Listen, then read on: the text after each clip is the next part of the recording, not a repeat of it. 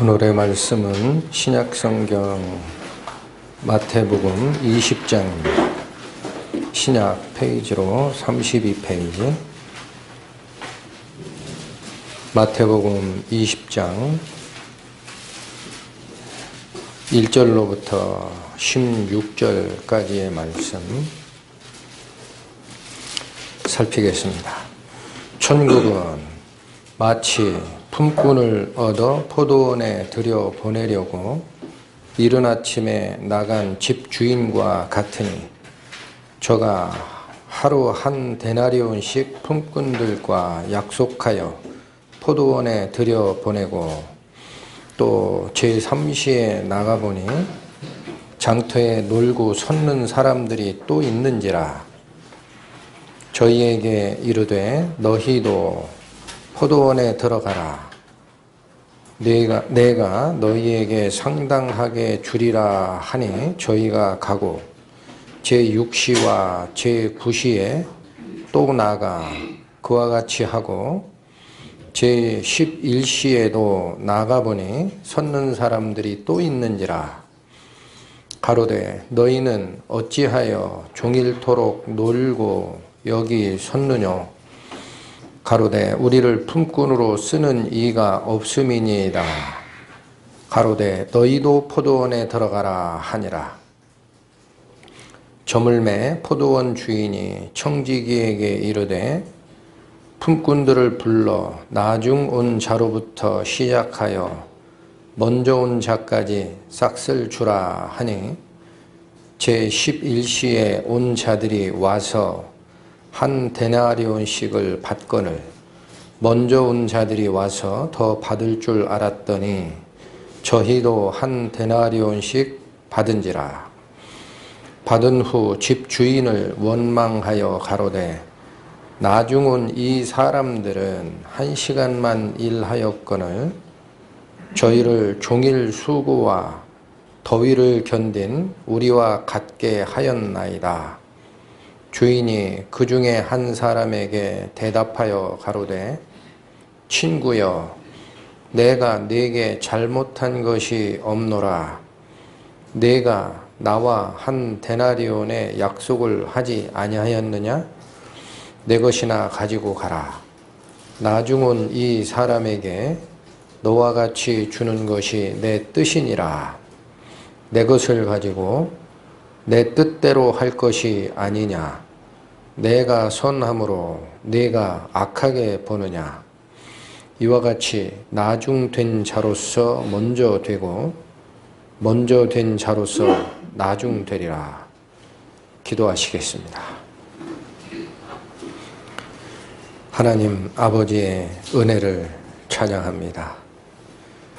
저희는 하나님께서 저희에게 주시고자 하셨던 그 은혜의 본질에 대하여 오늘도 말씀 속으로 들어가 살피고자 합니다. 말씀을 듣는 각 영혼들에게 주님께서 감동을 주사 전달되는 그 말씀에 모두 아멘하게 하여 주시옵소서.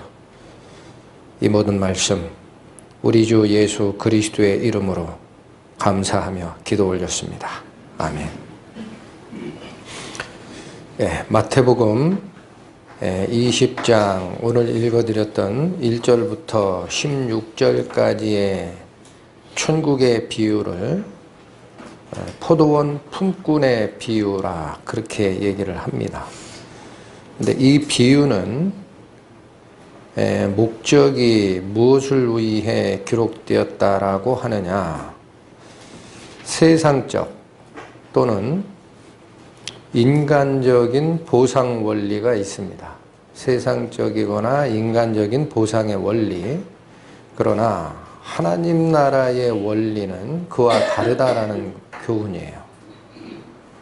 세상적인 원리, 인간적으로 생각했을 때의 보상 원리가 하나님이 생각하는 원리와는 다르다. 그 가르침을 주시고자 하는 비유가 오늘 읽어드린 이 비유가 되겠습니다.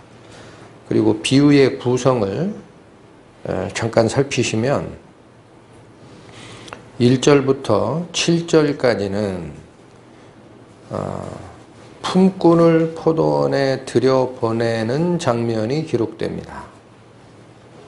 품꾼을 포도원에 들여보내고자 하는 장면, 그 다음 8절부터 10절까지는 그들에게 품삯을 나누어 주는 장면이 기록이 되어 있고, 11절부터 15절까지는 주인이 지급한 품삯에 대하여 원망하는 일꾼들이 있었습니다.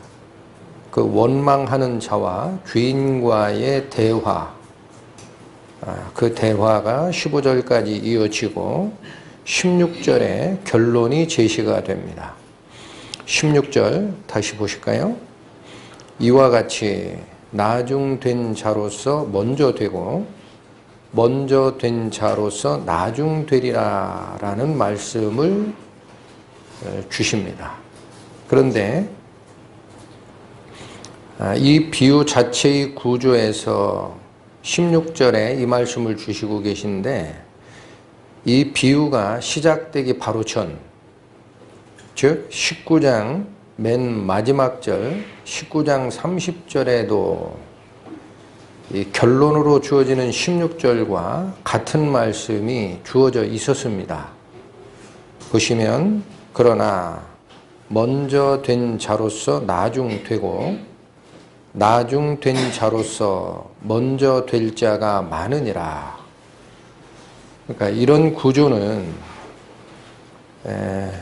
몇 번 말씀을 드렸는데, 중요한 언급을 어떤 비유의 앞쪽과 뒤쪽에 양쪽에 놓음으로써 그걸 포함하고 있는, 그러니까 인클루지오 구조라고도 하고, 우리말로 표현할 때는 쌍괄식 구조라고 표현을 합니다. 쌍괄, 가로가 양쪽에 있다라는 거예요. 이 두 가지 말씀이, 같은 말씀이 이 비유를 앞뒤에서 싸고 있다라는 거예요.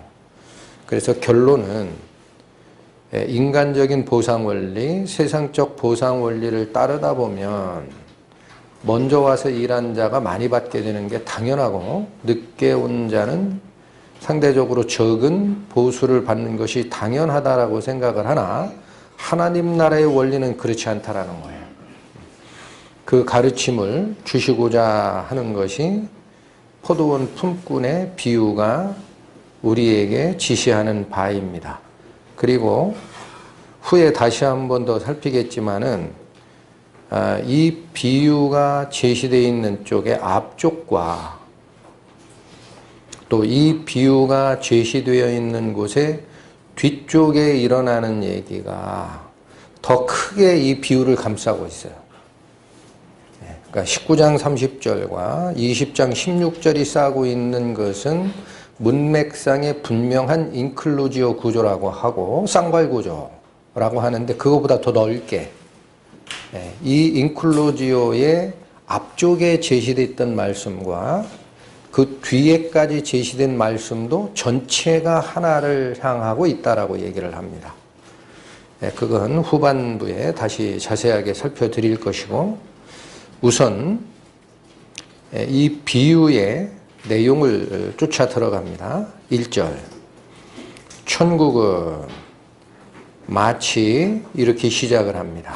그러니까 이 비유는 어떤 가르침을 주고자 제시된 거다라는 뜻입니까? 천국에 대한 거예요. 천국. 그 당시 사람들이 이해할 수 있는 사례를 들어서 말씀을 하시나, 핵심은 어디에 있다? 천국에 있다라는 거예요. 천국은 마치 품꾼을 얻어 포도원에 들여보내려고 이른 아침에 나간 집주인과 같으니, 목적은 뭡니까? 품꾼을 포도원에 들여보내는 게 목적입니다. 일시키려는 것이 목적이 아니에요. 일시키려고 하는 것이 목적이었으면 11시에 만난 자, 좀 이따 다시 시간 그 과정을 설명을 드리겠지만, 이 사람은 저물기 1시간 전에 있던 사람이에요. 그 사람 1시간 일해봐야 얼마나 일하겠습니까? 근데 그자마저도 놀고 있는 모습을 보고 포도원에 들어가라. 그렇게 말씀하시고 딱 하루치를 다 줍니다. 그러니까 이거는 이 주인은 품꾼들을 싹쓸 주고 사서 일시키는 게 목적이 아니고 포도원에 들여보내는 게 목적이에요. 네, 이걸 놓치시면 안 됩니다. 포도원에 들여보내는 게 목적인데 더 특이한 게 있습니다. 이른 아침부터 품꾼을 모으는데 여기 누가 나가서 모으십니까? 집주인이 직접 나가십니다. 이게 일시키는 일꾼들을 모으는 과정이었으면 청지기 보내면 됩니다. 집사 보내면 되는 거예요.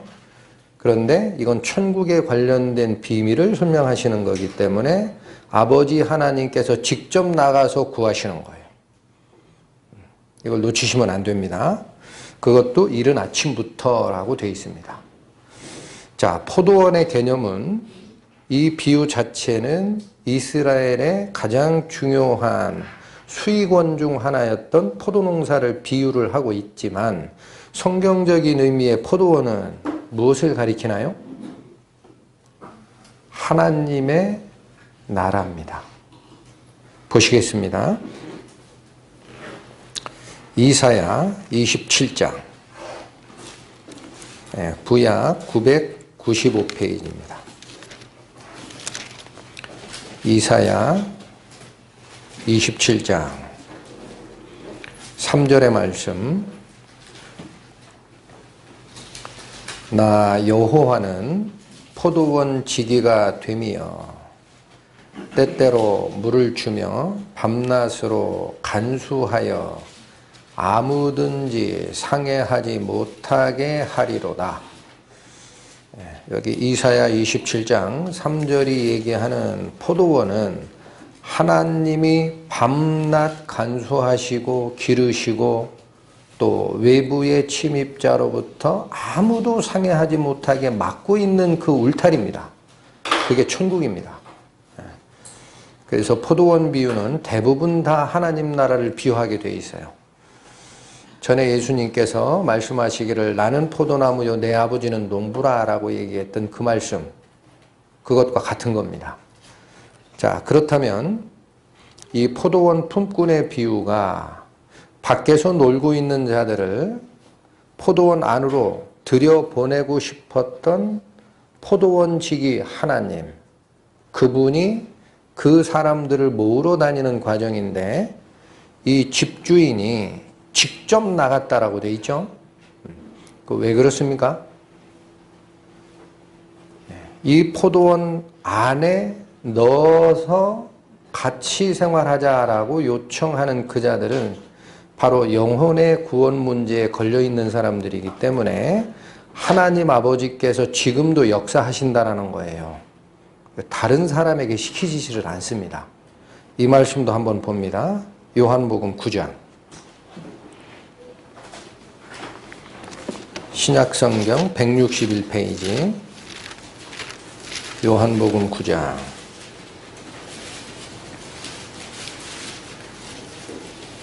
(4절) 말씀. 예수님께서 하신 말씀입니다. 때가 아직 낮임에 나를 보내신 이의 일을 우리가 하여야 하리라. 잠깐 끊습니다. 여기 예수님을 보내신 이 누굽니까? 아버지 하나님. 예수 그리스도를 땅에 보내시는 그 결정을 하신 분이 아버지 하나님이에요. 그러니까 때가 아직 낮이기 때문에 하나님의 일을 우리가 하여야 하리라라는 뜻입니다.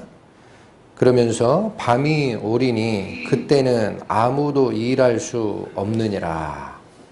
그러니까 성경이 얘기하는 낮이라는 기간은 하나님이 일하시는 기간, 하나님의 복음의 빛이 비추고 있는 기간을 지칭하는 겁니다. 그러니까 예수님께서 이 말씀을 얘기하신 것은 하나님의 일이 밤이 되면 끝난다라는 거예요. 빛이시기 때문에 그렇게 표현하는 거예요. 밤이 되면 끝난다. 이어지는 5절에 뭐라 그래요? 내가 세상에 있을 동안에는 세상의 빛이라 그러죠. 복음의 빛이 비추는 기간을 하나님의 입장에선 낮이라 라고 얘기를 하고 그 기간에 우리가 하나님 일을 해야 된다. 그 말씀을 그리스도가 주신 건데 하나님도 계속 일을 하시느냐? 요한복음 5장 가보세요. 150페이지입니다. 요한복음 5장 17절의 말씀. 예수께서 저희에게 이르시되 내 아버지께서 이제까지 일하시니 나도 일한다 하시매. 자, 우리는 복음의 빛이 비치는 이 역사가 예수님을 보내신 그분의 일을 우리가 낮 동안은 해야 하리라 라는 말씀을 주셨어요. 그러니까 그리스도께서 복음의 빛을 비치시러 세상에 오셨고 그 빛을 받은 우리마저도 복음의 빛을 전하는 일을 밤이 오기 전까지는 해야 하는데 그걸 계획하시고 주관하시는 아버지 하나님은 쉬시느냐? 안 쉬십니다. 그게 이 말씀입니다. 아버지께서 일하시고 아들 성자도 계속 일하시는 거예요. 그러니까 이 안식일에 일하는 문제를 가지고 예수님 자체를 책잡았던 바리새인들은 그걸 모르고 있는 거예요.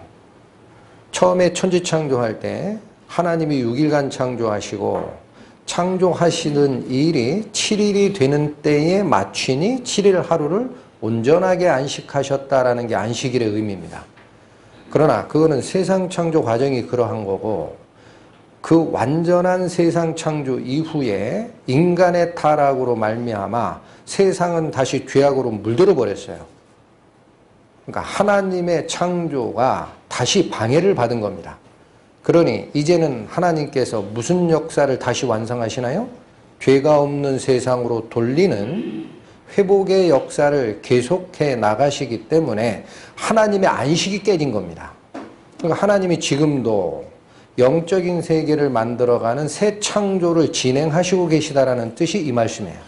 그러니까 예수 그리스도를 보내시고 우리를 통하여 복음을 전하게 하는 역사가 지금도 일어나고 있다. 본문으로 돌아오십니다.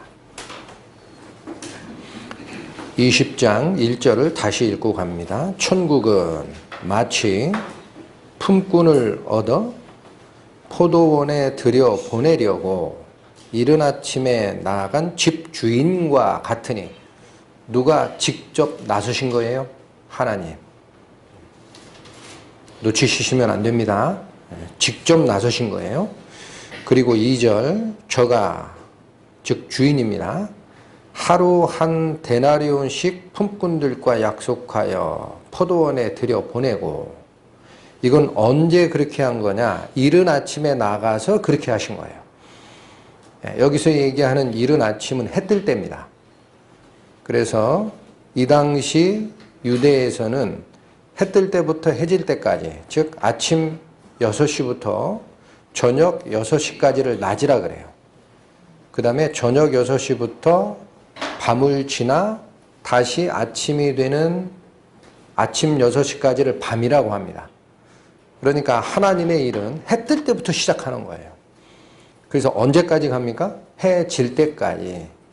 그런데 이 시간 개념을 2절 보시면 3절 보시면 또 제3시에 나가 보니 장터에 놀고 섰는 사람들이 또 있더라라는 거예요. 아직 방황하고 있는 자가 있더라.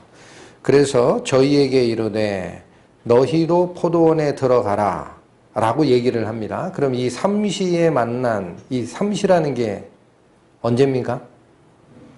이스라엘은 저녁이 시작될 때 하루가 시작이 됩니다. 그러니까 저녁 6시가 0시부터 시작해서 1, 2, 3, 4, 5, 6, 7 이렇게 지나요. 그러면 12시가 되면은 뭐가 돼요? 낮이 옵니다. 그럼 그때 다시 0시부터 시작하는 거예요. 그러니까 우리 시간대로 이해를 하려면 요한복음은 다릅니다. 요한복음은 맨 마지막에 쓰여졌기 때문에 노마 시간대로 돼 있어요. 우리 시간대입니다. 그러나 나머지 공관복음서, 마태, 마가, 누가복음은 히브리적 시간대로 기록되어 있다는 것을 알아야 됩니다. 그럼 어떻게 이해하면 돼요? 새벽 6시가 이스라엘은 0시니까 우리 시간대로 바꾸려면 6을 더하면 돼요. 간단해요. 6. 그러니까 3시면 언젠가요? 6 더하면 아침 9시. 아침 9시에 또 나가 보셨어요. 이 주인이. 그랬더니 장터에 놀고 있는 사람이 또 있더란 얘기예요. 그래서 저희에게 이르시되 너희도 포도원에 들어가라. 내가 너희에게 상당하게 주리라. 여기 상당하게라는 뜻은 내가 일한 것과 맞게라는 뜻이에요. 적합하게. 그러니까 아마 새벽 6시에 들여보낸 일꾼은 하루치 품삯을 다 받을 거니까 9시에 들여보낸 이자들은 하루치 품삯에서 3시간 분은 뺐을 거다라고 생각을 했을 거예요. 적합한 임금을 줄 테니까 들어가라 라고 해서 들여보냈어요. 자, 그런데 5절 제6시와 제9시에 또 나가 그와 같이 하고, 이 주인이 계속 나가보는 겁니다. 낮이 시작되는 아침 동뜰 때 6시에 나가서 하고 3시간 후 9시에 또 나가서 보고 또 놀고 있어요. 그럼 또 들어가라. 그 다음 제6시면은 우리나라 지금 현재 시간으로 몇 시입니까? 더하기 6? 점심때 12시에 가보니까 또 놀고 있어요. 그러니까 또 들어가라. 또 제9시면 언젠가요? 거기로부터 3시 지나갔으니까 오후 3시예요. 이때도 또 놀고 있는 사람이 있어요. 그러니까 또 들어가라. 근데 그와 같이 했다라는 5절의 후반 말씀은 30대 불러 들여보낸 자와 똑같은 약속을 한 거예요. 너희가 들어가는 그 시간에 비추어 적당한 값을 내가 줄 거야. 그러니 들어가라. 그와 같이 하고라는 것은 그 뜻입니다. 똑같은 조건 하에서 들여보냈습니다. 그런데 6절 보시면 제11시에도 나가보니 섰는 사람들이 또 있어요. 11시면 몇 시입니까? 11에 6을 더하면 17시죠. 그러면 오후 5시입니다. 17시, 오후 5시. 그러니까 해질 때까지 딱 1시간 남은 거예요. 다 지나간 거예요.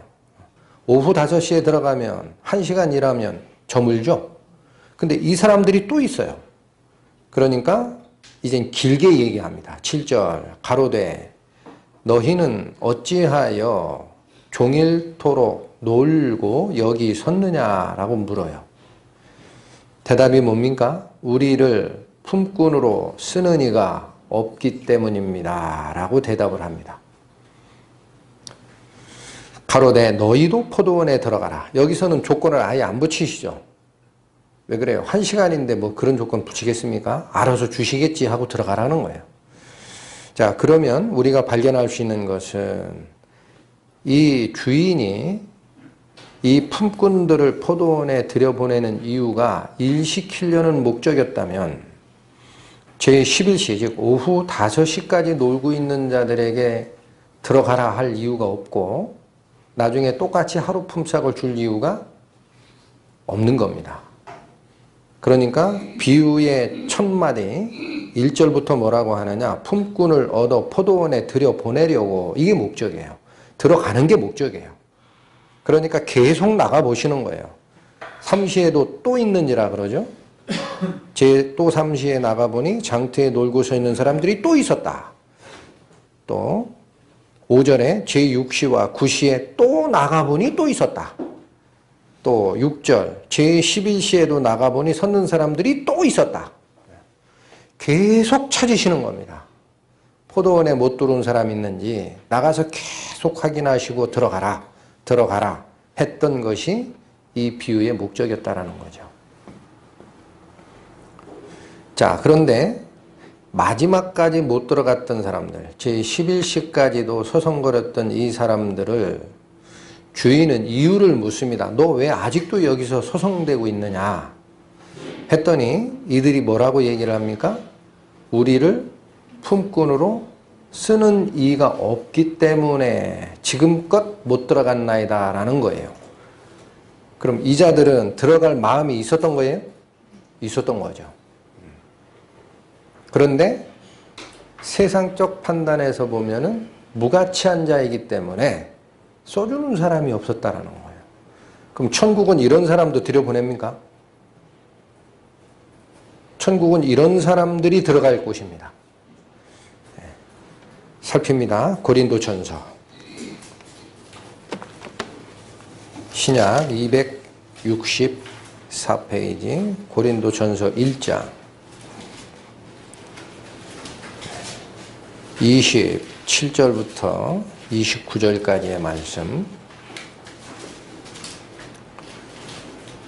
그러나 하나님께서 세상에 미련한 것들을 택하사 지혜 있는 자들을 부끄럽게 하려 하시고 세상에 약한 것들을 택하사 강한 것들을 부끄럽게 하려 하시며 28절 하나님께서 세상에 천한 것들과 멸시받는 것들과 없는 것들을 택하사 있는 것들을 폐하려 하시나니 이는 아무 육체라도 하나님 앞에서 자랑하지 못하게 하려 하심이니라. 이게 천국에 선택돼서 들어가는 이유이고 자기의 능력을 가지고 들어갔다라는 말을 아예 할 수 없게끔 입을 막으시는 하나님의 원리다라는 겁니다. 그러니까 제11시까지 들어가고는 싶었으나 써주는 자가 없기 때문에 못 들어갔다라는 이자들의 그 의중을 보신 거예요. 원하면 있구나 하면 세상적으로는 쓸모없다라고 버림받은 자이나 집주인은 무조건 들여보내는 겁니다. 지금 여기 고린도전서 1장에 있는 이 말씀은 미련한 것, 또 약한 것, 천한 것, 멸시받는 것, 없는 것들을 택해서 하나님 나라에 들여보내신다라고 합니다. 이거는 세상적 표현이고 하나님의 입장에서는 어떤 자를 보내는 걸까요? 이 말씀을 세상적 잣대로 그냥 보시면은 부자는 못 들어가고 강한 자는 못 들어가고 지혜 있는 자는 못 들어간다라고 또 일도 양단하는 버릇이 생겨요. 이것은 표현입니다. 표현. 어떤 표현이에요? 죄 있는 자입니다. 자, 마저 찾습니다. 마태복음 9장 가보십니다. 마태복음 9장 신약 14페이지 13절 12절부터 살핍니다. 예수께서 들으시고 이르시되 건강한 자에게는 의원이 쓸데없고 병든 자에게라야 쓸데있느니라. 13절 너희는 가서 내가 긍휼을 원하고, 이 긍휼이라는 것은 자비예요. 자비. 내가 자비를 원하고 제사를 원치 아니하노라 하신 뜻이 무엇인지를 배우라. 그러니까 하나님은 제사를 원하시기 때문에 우리한테 경배받는 게 아닙니다. 하나님은 당신의 자비를 알게 하시려고 우리에게 말씀을 주시는 겁니다. 그러니까 하나님을 쫓아가는 예배한다고 하는 경우에도 하나님께 돈을 드리거나 혹은 사람들의 눈에 또는 귀에 듣기에 웅장하고 화려한 찬양을 부른다거나 하는 그 외식적 행위들, 그것 자체를 예배로 받으시는 하나님이 아닌 거예요. 여기 누구를 받게 되어 있는지는 뒤에 나옵니다. 자, 13절 다시 읽고 갑니다. 너희는 가서 내가 긍휼을 원하고 즉 자비를 원하고 제사를 원치 아니하노라 하신 뜻이 무엇인지를 배우라. 내가 의인을 부르러 온 것이 아니요 죄인을 부르러 왔노라 하시니라. 하나님이 우리에게 받고자 하시는 것은 우리의 죄인됨을 깨닫고 하나님께 돌아오고자 하는 그 마음, 그걸 바라보시고 하나님이 은혜를 베푸시는 겁니다. 이 핵심이 바로 고린도전서가 얘기했던 약한 것, 천한 것, 기타 멸시받는 것, 그런 자들을 택하사 하나님 나라에 들여보낸다라는 뜻의 의미입니다. 본질적 의미는 죄 있는 자에 그 자의 하나님의 은혜를 주기 위하여 택함을 받는 거예요. 그러니까 죄 없다 하는 자는 택함을 받을 수 없습니다. 본문으로 돌아오십니다. 그러니까 마태복음 20장 오늘의 본문 말씀에서 제11시에 해지기 전 1시간 남은 이 상태에서도 세상에서 쓸모없다라고 버림받았던 품꾼을 포도원으로 들여보내는 하나님 아버지의 마음을 읽으셔야 됩니다. 일 시키려고 들여보내는 게 아니라는 거예요. 그래서 다 들어가라. 자, 여기까지가 품꾼들을 모아 포도원에 들여보내는 장면인데 8절에 보면 이제 품삯을 지불하는 과정이 나옵니다. 8절 저물매, 이제는 날 저물었죠. 그러니까 이 일이 끝난 겁니다. 포도원 주인이 청지기에게 이르되 품꾼들을 불러 나중 온 자로부터 시작하여 먼저 온 자까지 싹을 주라. 어디서부터 시작하나요? 나중 온 자부터. 그러니까 지금 이 비유의 앞뒤에서 싸고 있는 쌍괄식 그 구조라 그랬어요. 거기에 보면 먼저 된 자로 나중되고 나중된 자가 먼저 된다라는 표현이 있죠. 이 말씀의 핵심을 또 오해하면 안 됩니다. 왜 그러냐면 먼저 된 자가 나중되고 나중된 자가 먼저 되면 여러분 어느 것을 더 좋아하세요? 먼저 될 자 손 들어보세요. 그 나중 될 건데? 나중 될 자 먼저 돼요? 그럼 나중 되고 싶어요? 이건 순서의 문제지. 이미 읽으셨으니까 제가 직접 설명드립니다. 이건 순서의 문제가 그렇다는 얘기고 받은 값은 나중에 받은 자나 먼저 받은 자나 같아요? 틀려요?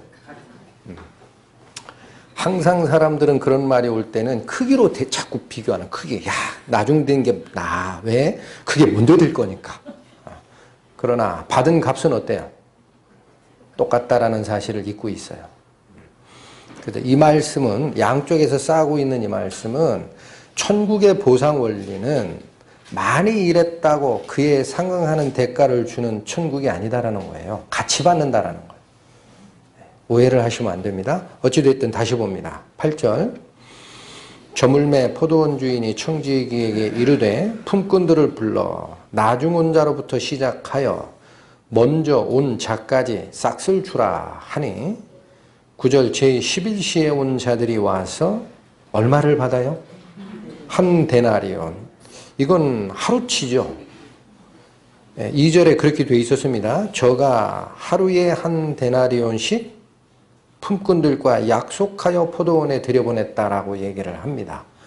데나리온이라는 그 화폐 단위는 기억하기 편해요. 영어식으로 연상하면 됩니다. 데이가 하루죠, 데이. 데나리온은 하루치 품삯이라는 뜻으로 이해를 하면 됩니다. 하루 먹고 살 것. 그런데 1시간만 일했던 이들에게 얼마를 주고 있습니까? 9절 제11시에 온 자들이 왔을 때 한 데나리온씩을 받습니다. 이거 누가 보고 있을까요? 먼저 온 자는 임금을 받기 위해 뒤에 기다리고 있죠. 그러니까 나중에 왔던 자부터 먼저 지급하다가 이 사단이 나는 거예요. 인간적으로 보면 어떻게 하면 아무 문제 없었을까요? 먼저 온 자부터 먼저 주는 거예요. 일로 와.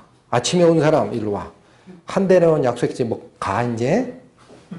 그리고 싹 내보내고 3시 즉 9시에 온 사람 한 데나리온 또 적으면 오 너무 좋다.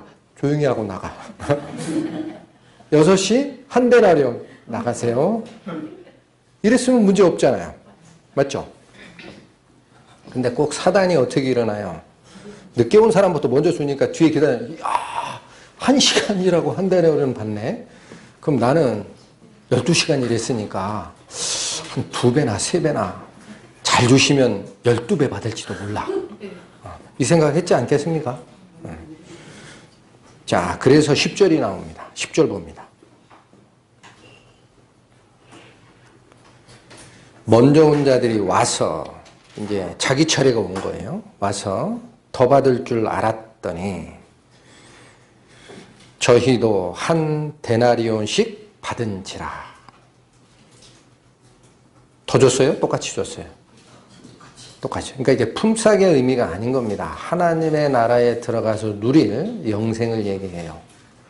뒤에 살필 겁니다. 자, 그러니까 이자들이 하나 살필 게 있어요. 맨 처음에 왔던 자들이 왜 더 받을 줄 알았을까요? 왜 더 받을 줄 알았을까요? 이 사람들이 더 받겠다라고 생각하는 과정에 두 가지의 변화가 있었다라고 해요. 마음의 변화. 첫 번째 변화는 뭡니까? 처음에 주인과 했던 약속을 잊었어요. 주인이 뭐라고 약속했어요? 하루에 한 데나리온이다. 그거는 뒤로 싹 사라져요. 그리고 뭐가 툭 튀어나오는 거예요. 비교심리, 이기심. 하루 일한 사람 한 데나리온 받았으니까 나 12시간 일했어요. 1시간보다 12시간이면 12배니까 많이 받겠지.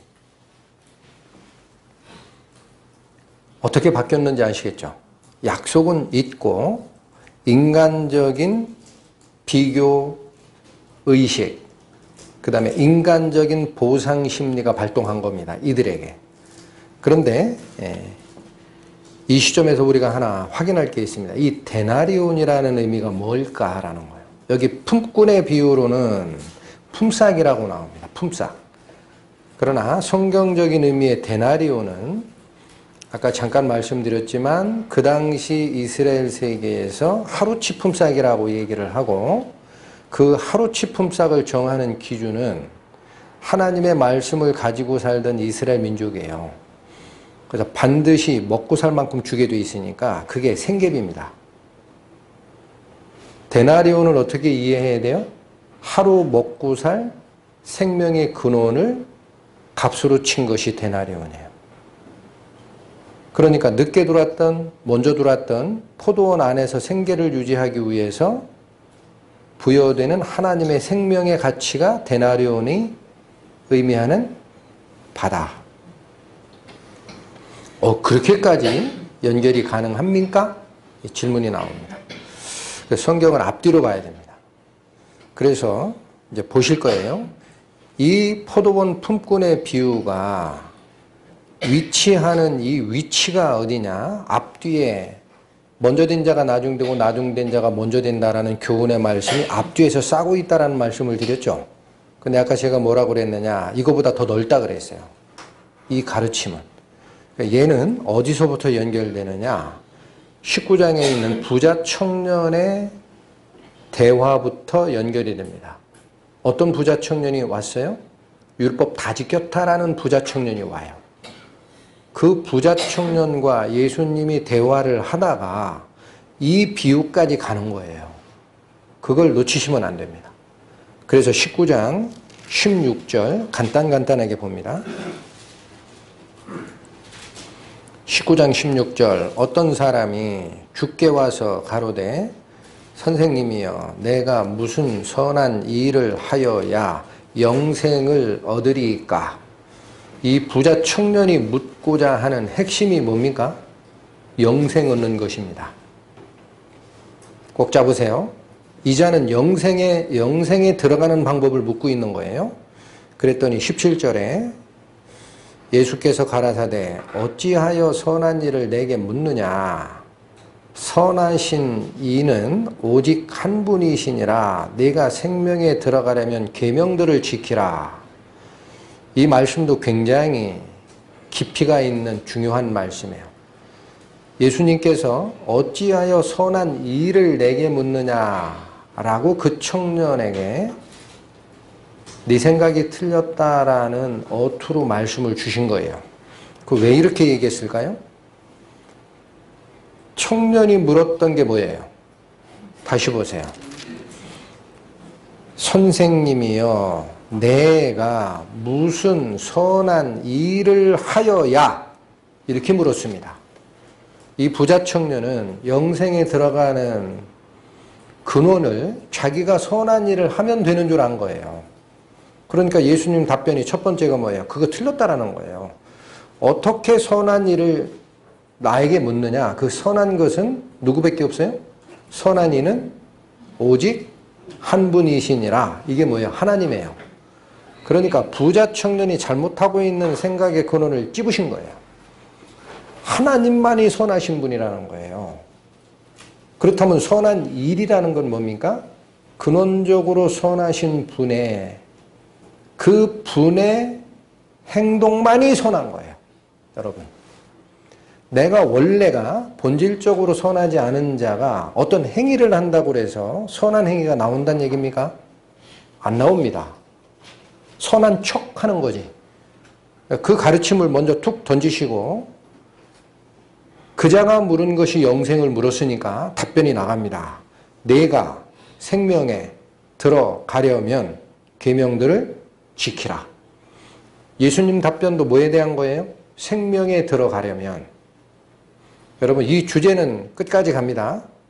놓치시면 안 돼요. 부자 청년이 물었던 것도 영생에 들어가려면, 예수님께서 답변하신 것도 생명에 들어가려면 뭐에 대한 논란이 시작되고 있죠? 생명에 들어가는 것. 오늘 본문에 나오는 포도원에 들어가는 거예요. 포도원에 들어가는 것. 그게 어떻게 가느냐라는 거예요. 그러니 청년은 선한 행위를 물었기 때문에 예수님은 계명 다 지키면 된다라고 얘기를 하는 거예요. 자, 그런데 이 청년이 다 지켰다고 얘기를 하죠. 그리고 나서 20절에 이런 말을 합니다. 그 청년이 가로되 이 모든 것을 내가 지키었사오니 아직도 무엇이 부족합니까? 라고 물어요. 이 청년은 아직도 깨달음이 없어요. 선하신 분은 오직 하나님이다. 그 말은 하나님 위에 우리 인간들은 전부 다 죄에 물들었다는 얘기인데 그 자가 열심히 뭐를 하면 뭐가 나와요? 죄의 행동만 나오게 돼 있는 것을 모르는 거예요. 이걸 못 깨달았고 내가 외식적으로 밖으로 드러나는 율법적 행위는 다 지켰나이다 라고 주장을 한 거죠. 그러니까 예수님께서 뭐라 그래요? 21절 예수께서 가라사대 내가 온전하고자 할진대 잠깐 쉽니다. 이 말은 무슨 얘기야? 넌 지금 온전하지 않다라는 거예요. 아시겠죠? 너는 지금 착각하고 있다라는 거예요. 너는 다 지켰다. 그게 온전한 줄 아는데 아니라 내가 온전하고자 할진대 가서 내 소유를 팔아 가난한 자들에 주라. 그리하면 하늘에서 보화가 내게 있으리라. 그리고 와서 나를 좇으라. 두 가지 명령이 나갔습니다. 율법을 다 지켰다라고 생각하는 청년에게 하나가 부족한다는 얘기예요. 그 뭐예요? 자기 소유를 다 팔아서 가난한 자에게 나눠줘야 되고 끝이 아닙니다. 그리고 와서 나를 따르라. 왜? 내가 생명의 근원이니까. 이 말씀이 나갔어요. 그랬더니 중간에 뭐라고 또 말씀을 하십니다. 예수님께서. 그래서 부자 청년이 고민하고 그냥 갔어요. 돌아왔단 말 없고. 하니까 제자들을 붙들고 예수님께서 부자는 천국에 들어가기가 어렵다 이런 얘기를 쭉 하시니까 25절 제자들이 듣고 어땠습니까? 심히 놀라 가로되. 이 말은 놀라 자빠진 겁니다. 예수님 따라다니는 그 제자들도 놀라 자빠졌어요. 그거 왜 그래요? 우리도 천국 못 간다라는 거예요. 이 말이. 이렇게까지 할 수 없다라는 거야. 자기들은 분명히 예수님을 쫓고 있기 때문에 천국에 갈 줄 알았거든. 근데 그거 다 해야 된다라고 얘기를 하니까 제자들이 듣고 심히 놀라 가로되 그런즉 누가 구원을 얻을 수 있으리까? 그 말은 제자들은 할 수 있다는 얘기예요? 못한다는 얘기예요? 못한다 이거. 이거 불가능이구나. 우리가 착각했다. 불가능이구나. 자, 그랬더니 26절 예수님이 이제는 생명을 얻는 방법이 다른 쪽이 있다라는 것을 밝히십니다. 봅니다. 예수께서 저희를 보시며 가라사대 사람으로는 할 수 없으되, 사람으로는 할 수 있어요? 없어요? 없어요. 그러니까 니네들 말이 맞아, 그런 얘기예요. 사람으로는 구원을 얻을 수 없다라는 얘기입니다. 없으되 하나님으로서는 다 할 수 있느니라. 부자 청년이 내가 어떤 선한 일을 하여야 영생에 들어가리까라고 물었을 때 예수님이 처음에 답변한 게 뭐예요? 네가 어찌하여 선한 일을 내게 묻느냐. 선한 분은 오직 한 분뿐이시니라. 하나님이 있다, 하나님. 네가 선한 일을 한다고 해서 선한 자가 될 수 없어. 하나님이 원래 선하신 분이야. 그러니까 네가 하나님의 도움을 받아 생명을 구하기 전에 네 행동으로 나가는 것은 다 쓸데없어. 이 얘기가 포함됐던 거예요, 그 안에. 제자들도 몰랐던 건데 예수님이 26절에 선언한 것이 사람으로는 할 수 있습니까? 없습니까? 없습니다. 구원은 그렇게 가는 게 아니라는 거예요. 그러나 절망하지 말라. 누구는 가능하시다? 하나님으로서는 가능하니라. 그러니까 그 중간에 베드로가 요구한 것은 좀 이따 다시 살필 겁니다. 이 19장의 그 뒤쪽은 베드로가 얘기한 거예요. 그게 들어와 있는 거고, 결국은 부자 청년이 물었던 영생에 들어가는 것, 생명에 들어가는 것의 주제가 연결되다가 중간에 베드로가 얘기한 것에 대한 답변 주시고 나서 이 포도원 품꾼의 비유가 위치하고 있는 것입니다. 그러니까 이건 뭐에 들어가는 얘기를 하는 거예요? 생명에 들어가는 거예요. 단순히 품삯 받는 얘기가 아닙니다. 디모데후서 4장으로 가봅니다. 여기 잠깐 잡으시고 다시 올 겁니다. 디모데후서 4장, 신약 346페이지.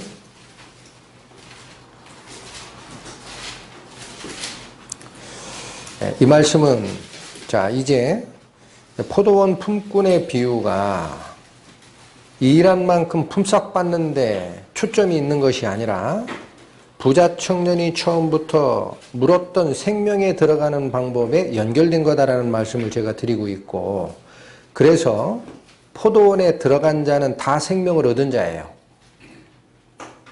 포도원이 뭐라 그랬어요? 여호와가 물 주고 가꾸고 울타리 쳐놓고 다른 모든 자에게서 상해를 입지 않도록 보호하시는 영역이라 그랬다 그랬어요. 아까 이사야 27장이.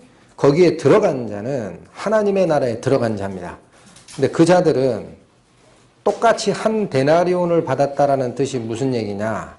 생명이 필요한 원천을 하루에 한 데나리온씩 주는 거다라고 그랬죠. 그러니까 그건 뭐를 향유할 수 있는 권한을 부여받는 것이다? 천국에서 하루씩 연명할 수 있는 생의 근원적 원천을 받는 거예요. 이거는 일을 많이 했다고 많이 주고 일을 적게 했다고 적게 주는 것이 아니라는 겁니다.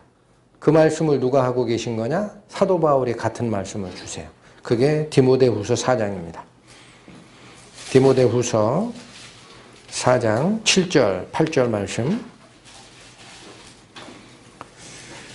살피겠습니다. 내가 선한 싸움을 싸우고 나의 달려갈 길을 마치고 믿음을 지켰으니 8절 이제 후로는 나를 위하여 무엇이 준비되어 있어요? 의의 면류관이 예비되었으므로 주 곧 의로우신 재판장이 그날에 내게 주실 것이다 라는 거예요. 그런데 이어지는 말씀, 내게만 아니라 사도 바울에게만 의의 면류관을 씌워주는 것이 아니라 주의 나타나심을 사모하는 일부 모든 자에게 줄 것이다. 그러니까 오늘 포도원 품꾼의 비유에서 늦게 왔던 먼저 왔던 한 데나리온씩 주는 것은 그게 의롭다라는 징표이고 이제는 나와 같이 영원히 살 수 있다라는 표시입니다. 품삯이 아니고 단순히. 자, 그런데 본문으로 오셔서 다시 좀 살피시겠습니다. 제가 영생을 얻기 위하여 내가 어떤 선한 일을 해야 합니까? 라고 물었던 부자 청년과의 대화에서 예수님이 생명에 들어가는 조건을 쭉 설명을 하시고 제자들은 절망했어요. 그렇다면 어떻게 인간이 구원을 얻을 수 있습니까? 했더니 예수님 말씀에 최종적인 말씀이 뭐였습니까? 사람으로는 할 수 없으되 하나님으로는 다 할 수 있느니라. 구원은 하나님에게 있다. 이거 놓치시면 안 돼요. 그 선언이 끝났더니 이제 누가 나옵니까? 가장 용감한 제자 베드로. 예수님을 가장 사랑하는 제자 베드로가 27절에 나오는 거예요. 19장 27절이에요. 보세요. 뭐라고 나옵니까? 이에 즉 하나님은 다 할 수 있어 라고 얘기를 한 그 예수님의 선언 뒤에 27절 이에 베드로가 대답하여 가로되 보소서 우리가 모든 것을 버리고 주를 쫓아싸우니 그런즉 우리가 무엇을 얻으리까? 이 질문은 지금까지 예수님이 끌고 오는 대화의 방향을 원위치로 돌리는 질문이에요. 원래 누가 이거 물은 거예요? 부자 청년. 그렇죠. 그러니까 안 된다 그랬죠. 제자들이 안 된다 그랬죠. 여러분 잘 보세요.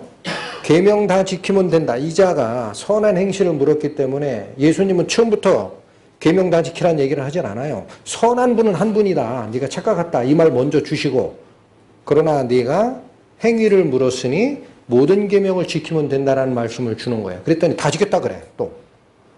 그러니까 예수님이 뭐예요? 그러나 온전하지 않다 너. 부족한 게 있어? 어떻게 온전한 줄 알아? 내가 가진 재물 다 팔아서 다른 사람에게 나눠주고 여기가 끝이 아니야. 나를 따르라. 왜? 생명의 근원은 예수님밖에 없으니. 그런데 고민해 갔죠. 그러니까 예수님 뭐라 그래요? 부자는 물질의 마음을 뺏겼기 때문에 하나님 나라에 들어가는 것이 낙타가 바늘기 들어가는 것보다 어렵다라는 말씀을 주셨고 제자들이 절망해버렸어요. 그런즉 어찌 사람이 구원을 얻을 수 있습니까? 했더니 예수님 말씀이 사람으로는 안 된다라는 거예요. 된다 안 된다. 26절에 그렇게 돼 있잖아요. 사람으로는 할 수 있어요? 없으되 하나님으로서는 가능하니라. 이게 답변이 완전히 예수님께서 이끌고 가는 방향이 딱 정해졌는데도 뒤에 이어서 이 용감한 베드로가 뭐를 묻고 있어요? 가로되 우리가 모든 것을 버리고 주를 좇았나이다. 이게 뭐예요? 물질 다 버렸습니다. 그러고 뭐라고 얘기해요? 그런즉 우리가 무엇을 얻게 되는 겁니까? 다시 행위로 돌아가세요. 그렇죠? 그런데 베드로가 얘기하는 이 말은 예수님이 얘기했던 것을 다 충족했다라는 거예요. 왜 그래? 제자들은 모든 걸 다 버렸죠. 나를 따르라 그랬잖아요. 부자 청년에게. 다 나누어 주고 너는 나를 따르라. 근데 제자들은 그렇게 하고 있잖아요. 그러니까 우리는 다 쫓았다라는 거죠. 그러니 무엇을 얻게 되나이까? 라고 얘기했을 때 지난주에 나갔던 설교입니다. 예수님이 뭐라 그래요? 너희가 내가 재림하고 세상을 새롭게 하는 그때에 이스라엘 12지파를 다스리는 자리에 앉을 거다라고 분명히 얘기하십니다. 상급이 없는 건 아니에요. 그리고 뭐라 그래요? 나를 위해 형제나 자매나 집이나 전토를 벌인 자는 여러 배를 받게 되고 29절이 그 말이에요. 여기에 목적이 있는 게 아닙니다. 이건 베드로가 물었기 때문에 한 거예요. 그리고 이어지는 게 답이에요. 영생을 상속받는다. 이게 처음부터 주제였던 거예요. 부자 청년이 물었던 거, 영생. 그게 핵심 포인트입니다.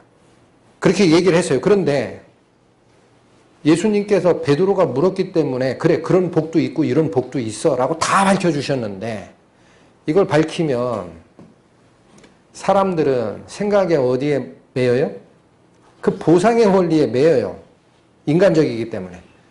그래서 예수님께서 다시 경고의 말씀을 주신 것이 29절 뒤에 30절을 주신 거예요. 19장 30절 뭐라고 돼 있어요? 그러나 반대예요. 반대. 이렇게 너희가 이 세상에서도 여러 배의 복을 받고 내가 재림할 때 나와 같이 통치반열에 쓸 것이다 라는 말씀을 주시고 영생도 그 뒤에 또 있을 것이다 라고 하나 그러나 교정할 게 있는 거예요. 예수님이 보시기에 베드로의 생각을 해서 뭐라고 합니까? 먼저 된 자가 나중되고 나중된 자가 먼저 될 자가 많다. 그리고 나서 이 비유를 베푸신 겁니다. 근데 이 비유의 핵심은 먼저 되고 나중되는 것에 있습니까?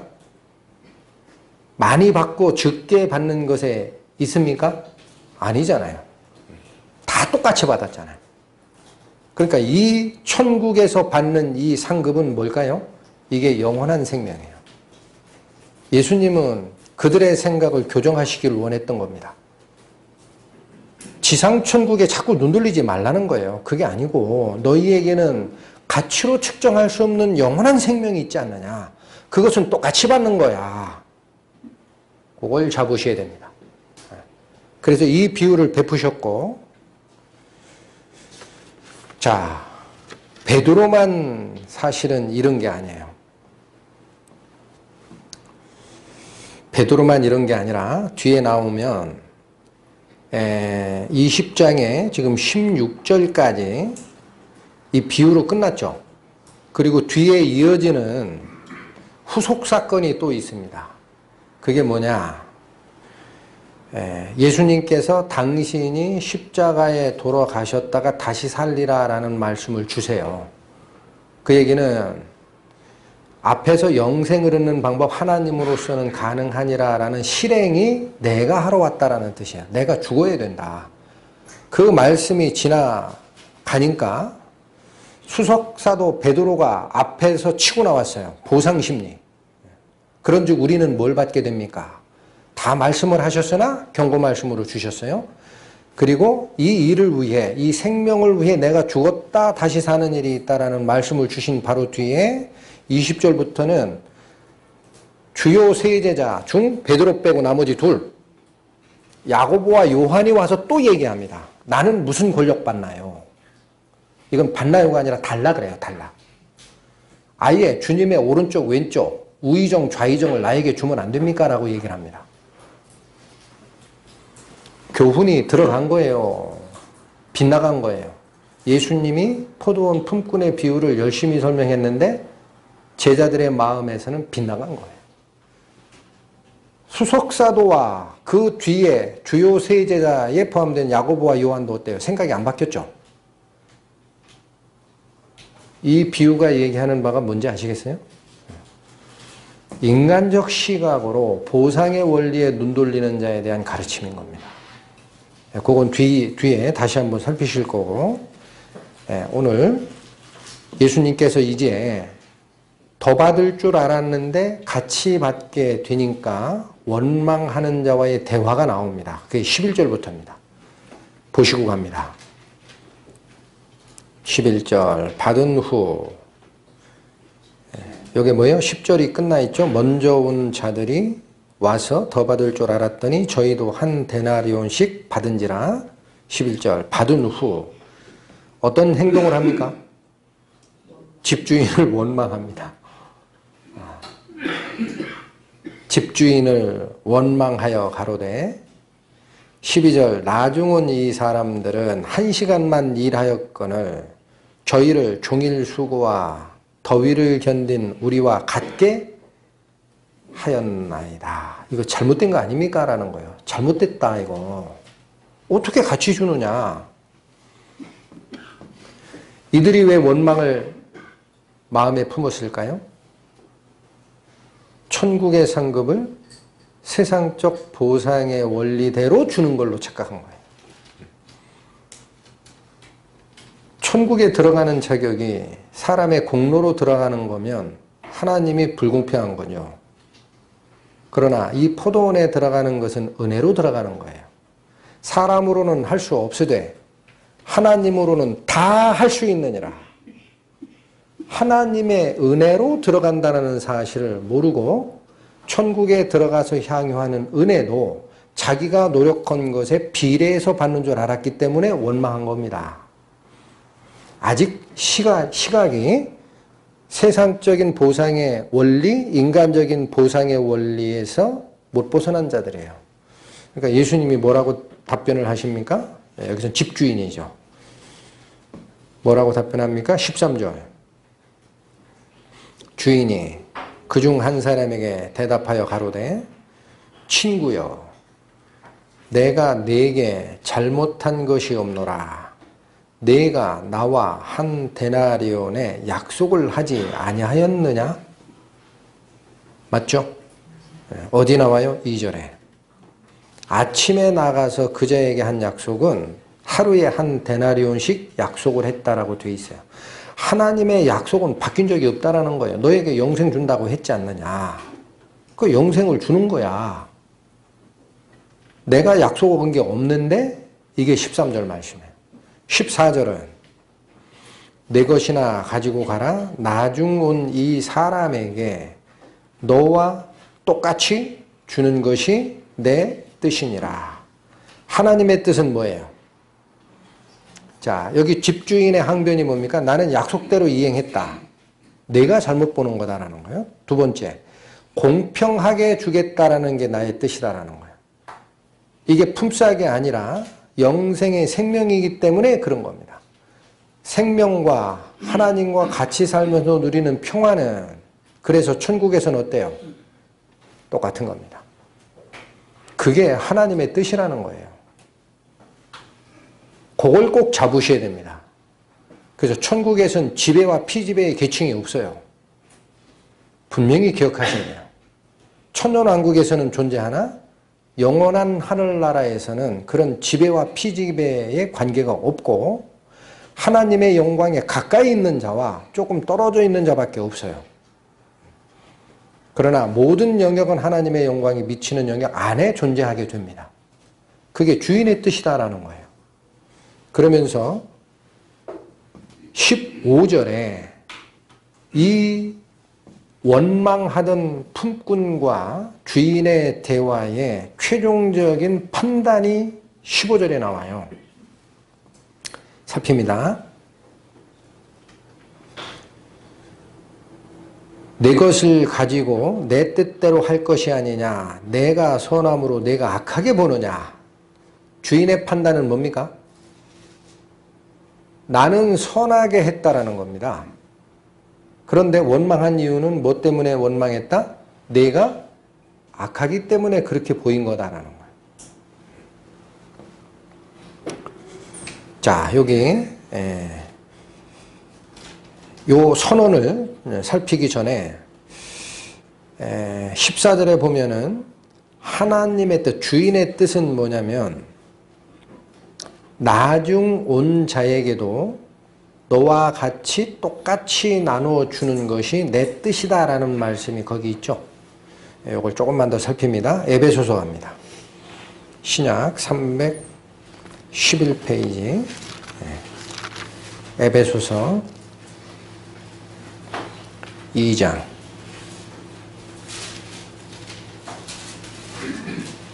8절과 9절의 말씀. 너희가 그 은혜를 인하여 믿음으로 말미암아 구원을 얻었나니. 자, 이거 구원 말씀하시는 거예요. 잠깐만 쉬고, 아까 제가 말씀드린 19장의 논란에서 제자들이 전부 절망했을 때 예수님 입에서 나온 말씀이 뭐였습니까? 제자들이 왜 절망했어요? 그런즉 누가 구원을 얻으리까 그랬죠. 네, 예수님이 무슨 희망을 주셨어요? 사람으로는 할 수 없으되 하나님으로는 다 하실 수 있느니라. 하나님을 바라보라. 구원이 하나님에게서 난다. 자, 꼭 기억하시고 여기 에베소서 2장 8절 다시 보세요. 너희가 그 은혜를 인하여 믿음으로 말미암아 구원을 얻었나니 이것이 너희에게서 난 것이 아니요 하나님의 선물이라. 대가처럼 이해를 한 게 잘못된 거예요. 이어집니다. 9절 행위에서 난 것이 아니니 이는 누구든지 자랑치 못하게 함이니라.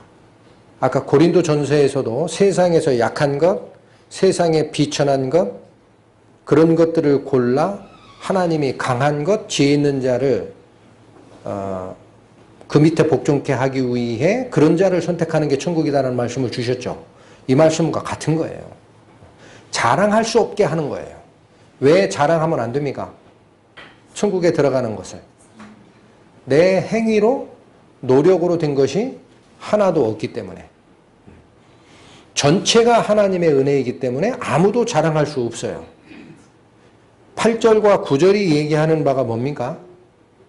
구원은 사람의 행위의 결과로 나오는 겁니까? 하나님의 은혜로 나오는 겁니까?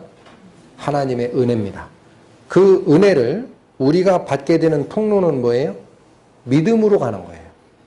내 지식으로 가는 거 아니고, 내 감정으로 가는 거 아니고, 내 환상으로 가는 거 아니고, 오직 믿음으로 그 은혜를 받게 되게 돼 있습니다. 다시 보세요. 8절. 너희가 그 은혜를 인하여, 이거는 원인이에요. 원인. 헬라어 문법을 가보면 이게 바이가 쓰입니다. 은혜 때문에 라는 거예요. 너희가 그 은혜 때문에 구원을 얻는 건데, 뒤에 이어지는 말씀 믿음으로 말미암아라고 되어 있죠. 그래서 우리말에는 말미암아 그러면 믿음이 곧 원인인 줄 아세요. 그게 아닙니다. 믿음으로 말미암아라는 이 말은 헬라어 문법을 가보면 믿음을 통하여라는 수단이에요. 이걸 또 구분하셔야 됩니다. 우리가 구원을 받는 것은 하나님의 은혜가 원인이에요. 이게 동인이라고 합니다. 동인. 원천. 그런데 그 원천, 하나님의 은혜에 접근하는 통로가 뭐라는 거예요? 그게 믿음이라는 거예요. 믿음 이외에는 하나님의 은혜로 접근할 수 있는 통로가 없습니다. 오직 그분에게 맡기는 것밖에 없어요. 내가 스스로 뭔가를 이해한다? 그거 아닙니다. 하나님의 지식은 인간의 지식을 뛰어넘기 때문에 이해할 수 없어요. 또 내가 뭔가 영적으로 뭘 체험을 했다? 그거 가짜일 수 있어요. 예수님이 얘기하시잖아요. 그날에 나에게 많은 자들이 뭐라고 얘기한다? 내가 주의 이름으로 선지자 노릇했다. 주의 이름으로 귀신을 쫓아냈다. 기타 주의 이름으로 많은 권능 행했다. 치유의 은사, 방언의 은사, 모든 것을 내가 예수님 이름으로 했다. 그러나 그 증거가 받아들여졌어요? 배척됐어요. 배척됐잖아요. 내가 너희를 도무지 알지 못하니 불법을 행하는 자들이여 나에게서 떠나라 하리라. 그런 것이 하나님의 은혜를 나에게, 하나님의 구원의 은혜를 나에게 연결시키는 수단이 될 수 없다라는 거예요. 오직 뭐밖에 없어요? 믿음밖에 없어요. 이게 그 말입니다.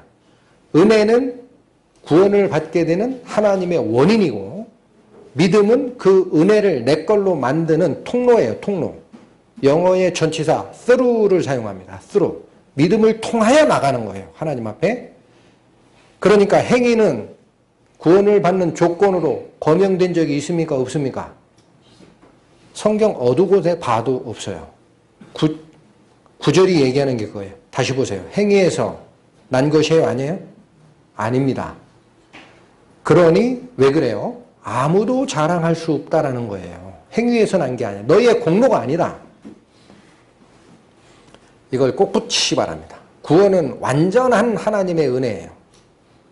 그 은혜를 향하여 내가 나아가는 방법은 나의 지식체계도 아니고 나의 환상도 아니고 방언 능력도 아니고 귀신 쫓아내는 능력도 아니고 아무것도 아니에요. 믿음 하나밖에 없어요. 오직 그리스도와 하나님을 믿는, 그분께 의지하는 것. 그런데 여러 차례 얘기를 합니다. 구원을 받으면 끝이다라고 생각하는 굉장히 잘못된 가르침이 있어요. 이게 문제입니다. 구원은 그렇게 받는 게 맞아요. 그러나 왜 10절이 주어집니까?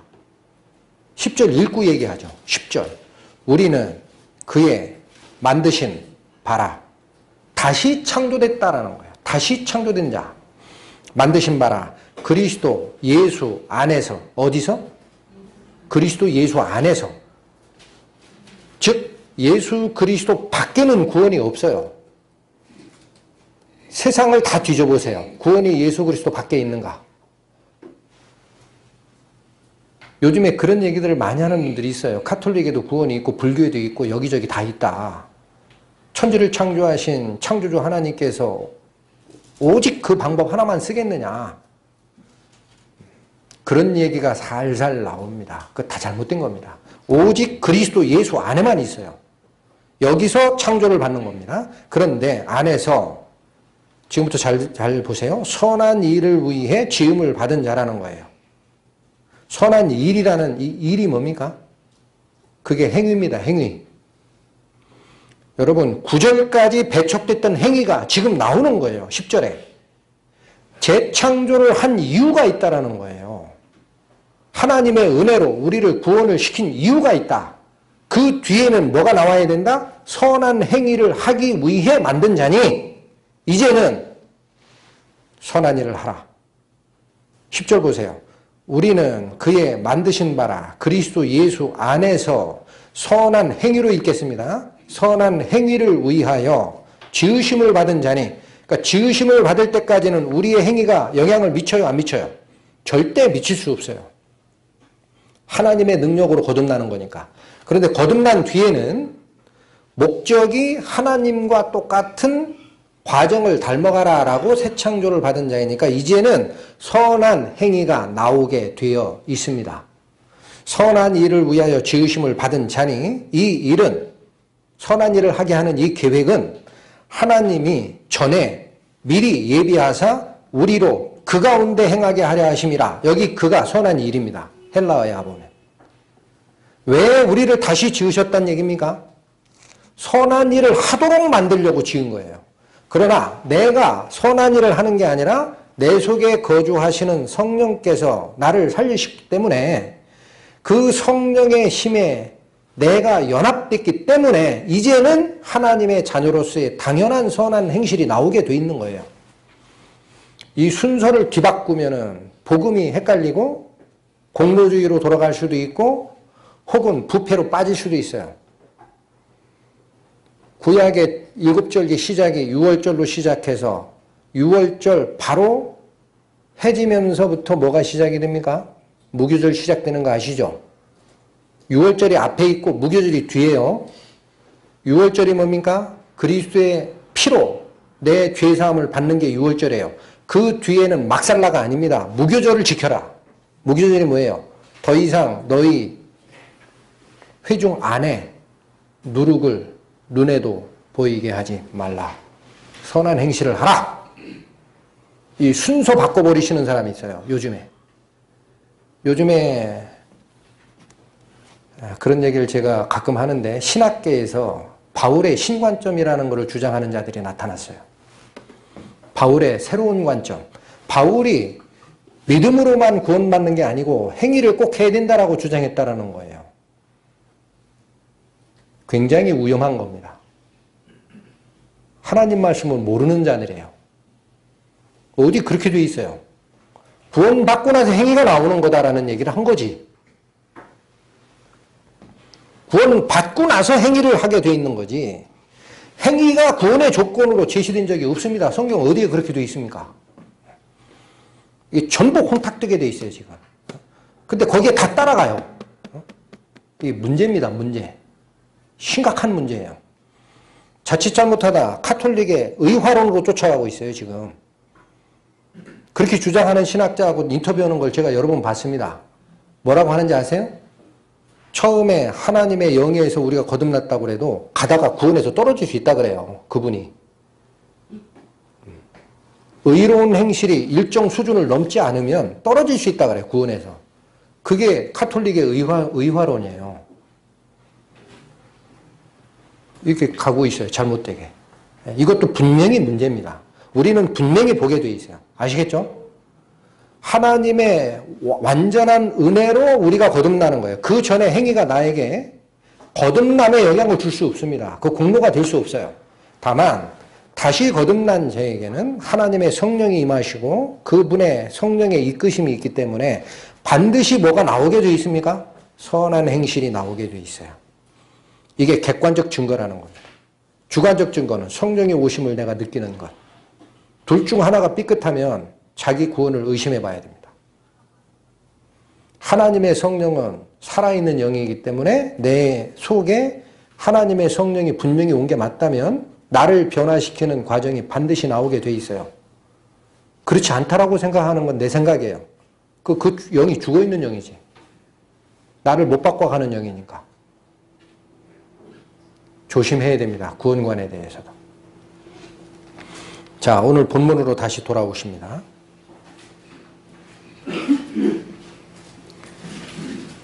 15절에 하나 살피고 갈 말씀이 있어요. 내 것을 가지고 내 뜻대로 할 것이 아니냐. 자, 이 말씀만 보면 하나님 참 가진 자라고 말이야.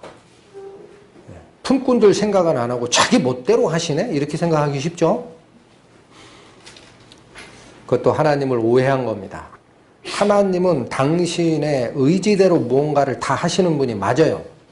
그러나 그분의 본질적 속성은 공의이기 때문에 공의에 어긋나는 일을 하실 수 없는 분입니다. 그거를 놓치고 있는 거예요, 사람들이. 자, 이어지는 말씀이 뭡니까? 내 것을 가지고 내 뜻대로 할 것이 아니냐. 내가 선함으로 내가 악하게 보느냐? 무슨 말씀일까요? 여기 내가 악하게 보느냐라는 말씀은 헬라어 원문을 쫓아가 보면은요, 내 눈이 악하다라고 되어 있어요. 내가 선하고 내 눈이 악한 거야 라는 거예요. 이 말의 뜻이. 그럼 눈이 악하다라는 게 뭘까요? 눈이 악한 게 뭐예요? 그 눈이 물질적인 보상, 자기중심적인 성과급에 매여 있을 때는 하나님의 은혜에 대해서는 감기게 돼 있다는 거예요. 그래서 자꾸 네가 원망하는 거다라는 겁니다. 눈이 악하다라는 게 무슨 뜻이라고요? 그 눈이 물질적인 보상, 세상적인 보상에 눈이 돌아가 있는 자는 하나님의 은혜에 대해서 눈이 멀게 돼 있다는 뜻이에요.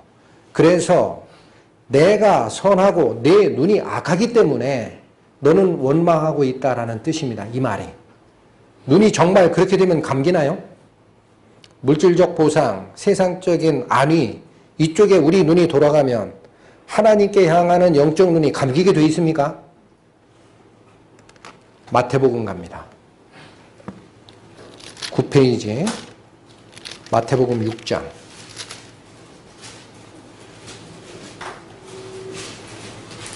신약 9페이지 21절부터 24절까지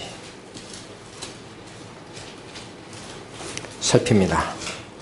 내 보물이 있는 그곳에는 내 마음도 있느니라.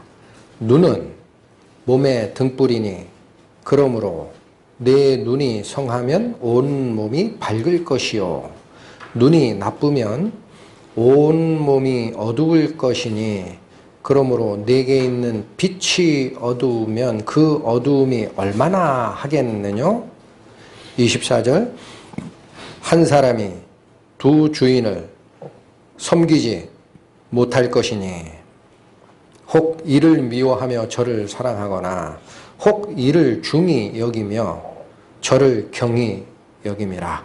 너희가 하나님과 재물을 겸하여 섬기지 못하느니라. 24절의 말씀은 우리가 수도 없이 들었습니다.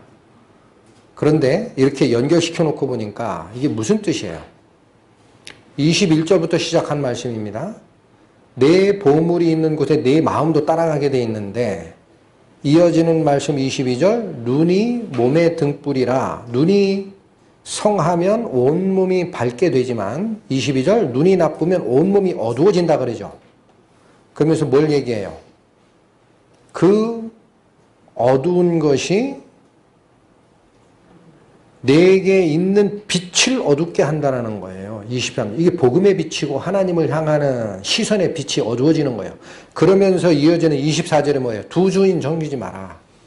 물질과 하나님을 같이 섬길 수 없다. 빛과 어두움이 같이 할 수 없듯이 여기서 얘기하는 바가 어떤 경우에 눈이 먼다라는 얘기를 하신 거예요? 하나님을 향하던 우리의 시선이 물질을 향하거나 물질적 보상을 향하는 쪽으로 돌아갔을 때 우리의 눈이 감기고 빛이 어두워진다라는 얘기를 하신 겁니다. 핵심을 절대 놓치시면 안 돼요.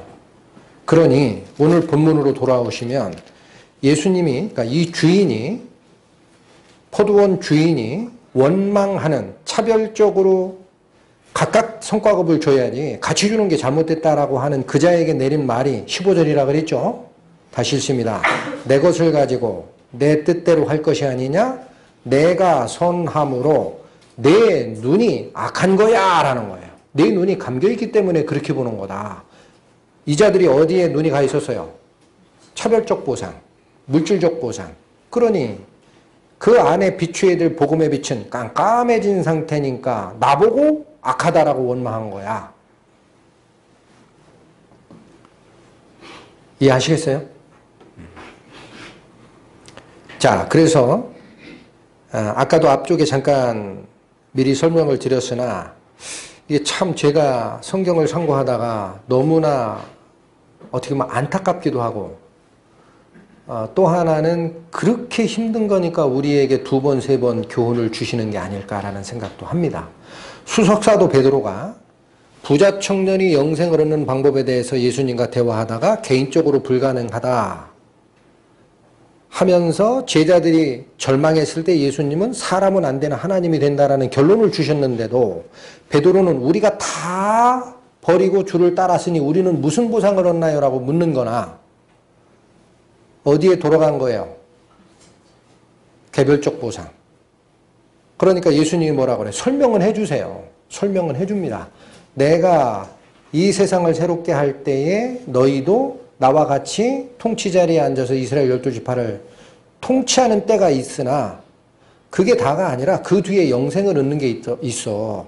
하고 처음 된 자 나중 되고 나중 된 자 처음 된다라는 교훈 주고 저 뒤쪽에 다시 포도원 품꾼의 비유를 다 설명하고 나서 또 그 괄호를 딱 묶어놓은 건데 그러면 이쯤 되면 다른 사람들은 알아먹었어야 될 거 아니에요. 제자들은. 근데 어떤 형태가 뒤에 또 일어났어요?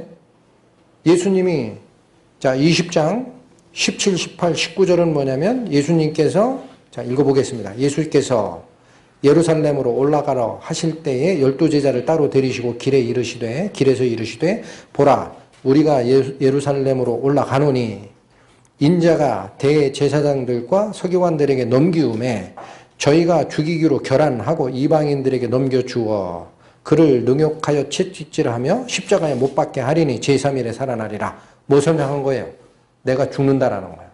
내가 바로 그 길을 열기 위해서 너희를 위해 죽을 거야 라는 얘기가 나왔는데 이어지는 20절 세베대의 2 아들 야고보와 요한을 주님의 오른편 왼편에 주의 나라가 임하시면 세워주세요라는 그 어머니 살로메의 얘기가 들어오잖아요. 이들이 이해한 겁니까? 주요 사도 셋 다 실수하는 거예요. 지금 가르침을 못 받고 있어요. 뿐만 아닙니다. 24절 보면 10 제자가 듣고 그 2 형제에 대해서 분이 여기거늘 베드로와 요한 빼면 10 제자죠. 말씀을 잘못 드렸어요. 요한과 야고보. 그러니까 10 제자가 분이 여겼다라는 거 여기 베드로 들어가는 거예요. 네. 야, 쟤네들이 미리 선점하려고 그랬네. 가서 짜웅하고 예수님 오른편 왼편 다 차지하려고 그랬네. 우린 어디 앉으라고? 나머지 10 제자 다 똑같죠. 예수님이 가만히 있을 수 없습니다. 그래서 교훈을 25절부터 다시 줍니다. 예수께서 제자들을 불러 가라사대 이방인의 집권자들이 저희를 임의로 주관하고 그 대인들 큰 자입니다. 저희에게 권세를 부리는 줄을 너희가 알거니와 이게 세상의 원리라는 거예요. 이게 세상의 원리, 세상의 권력구조의 원리, 세상의 보상의 원리다. 그런데 26절 너희 중에는 그렇지 아니하니 반대란 얘기예요. 반대. 너희 중에 누구든지 크고자 하는 자는 너희를 섬기는 자가 되고 너희 중에 누구든지 으뜸이 되고자 하는 자는 너희의 종이 되어야 할 것이다. 하나님 나라의 보상 원리는 어떻단 얘기입니까? 반대로 확 뒤집어라. 높고자 하는 게 아니라 섬기는 거다. 왜 그렇게 얘기했어요? 예수님이 그렇게 하기 위해서 오셨으니까. 28절. 인자가 온 것은 섬김을 받으려 함이 아니라 도리어 섬기려 하고, 어디까지 섬깁니까? 자기 목숨을 많은 사람의 대속물로 줄 때까지 섬기러 온 게 나다라는 거예요. 그러면 나를 따르는 제자 너희들은 나를 본받아서 내가 가지고 있는 모든 것을 가지고 섬겨야 되는 거 아니냐. 그게 하늘나라의 원리다. 완전히 뒤집으셨어요. 보상의 원리를. 이걸 놓치시면 안 됩니다. 고린도전서 15장 갑니다. 282페이지.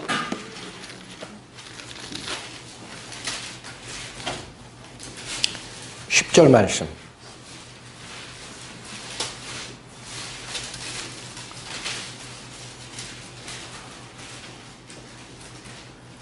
사도 바울이 당신의 생애를 이렇게 평가했습니다. 고린도전서 15장 10절.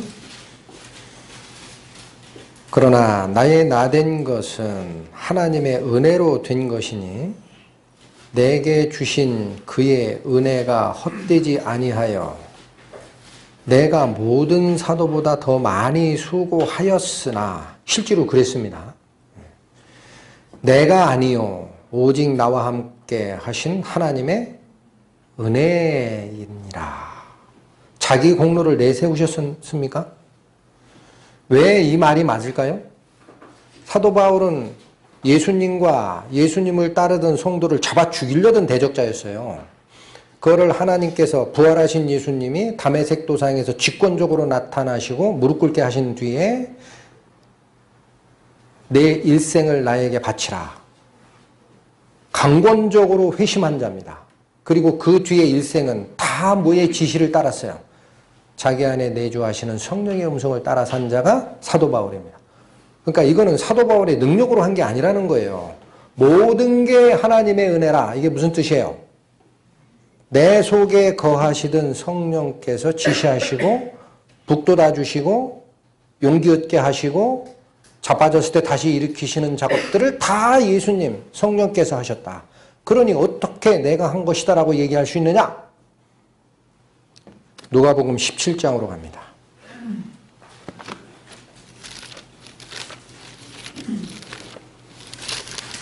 7절, 신약 124페이지. 누가복음 17장 7절에서 10절 말씀. 너희 중에 뉘게 밭을 갈거나 양을 치거나 하는 종이 있어 밭에서 돌아오면 저더러 곧 와서 앉아서 먹으라 할 자가 있느냐? 도리어 저더러 내 먹을 것을 예비하고 띠를 띠고 나의 먹고 마시는 동안 수종 들고 너는 그 후에 먹고 마시라 하지 않겠느냐? 7절 8절은 그 당시에 노예에게 대하는 일반적인 태도입니다. 일 다 했다고 주인 밥상에서 같이 먹지 않은 사람 없다라는 거예요. 오히려 주인이 밥 먹을 때까지도 그 옆에서 돌보다가 다 식사 끝나면 네가 알아서 밥 먹어라 라고 하지 않겠느냐. 그 당시 종들에 대한 얘기입니다.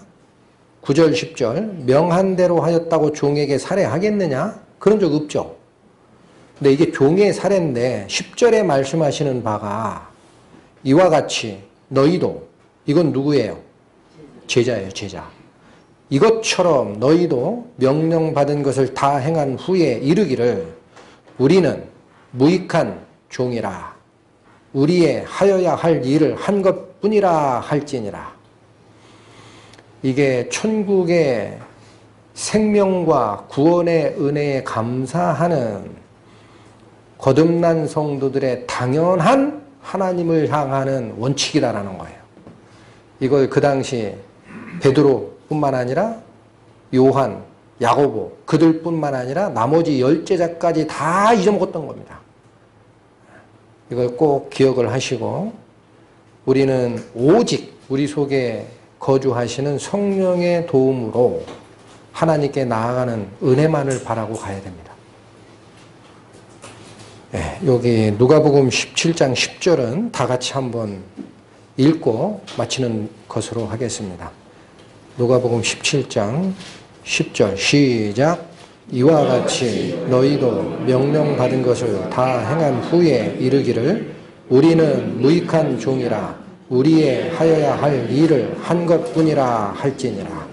기도하시겠습니다. 하나님 아버지의 은혜를 감사합니다. 사도 바울이 했던 그 고백의 말씀처럼 내가 다른 사도들보다 더 수고하였으나 내가 아니요 오직 나와 함께 하신 은혜였다. 사도 바울이 또한 고백하기를 내가 약할 그때에 내가 강함이라. 주님, 저희들이 주님을 쫓아가는 이 과정에 저희 개인의 생각과 가치관을 내세우지를 않고 그것들을 다 버릴 때에, 즉 내가 약할 그때에 저희 안에 말씀을 주시는 성령의 음성이 더 크게 들리고 저희 영혼 안을 밝게 비추는 줄 압니다. 이 말씀을 붙들고 오직 하나님의 은혜를 사모하며 쫓아가는 저희 되게 하여 주옵소서. 예수님 이름으로 기도 올렸습니다. 아멘.